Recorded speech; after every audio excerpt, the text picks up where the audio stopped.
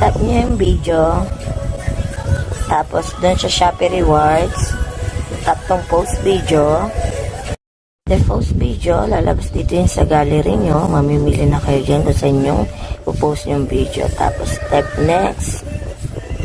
And na, then, tap next.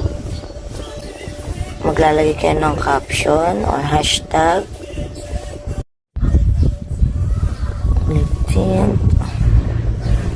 Tapos tap nyo tong tap add product. Tingnan nyo na dyan kung ano yung product.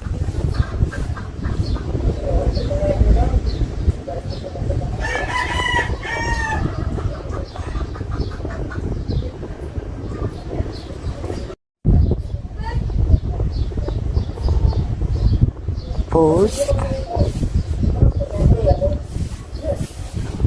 Ayan, kapos na. Ayan, may orange basket na. O, tingnan nyo na. Buy with voucher.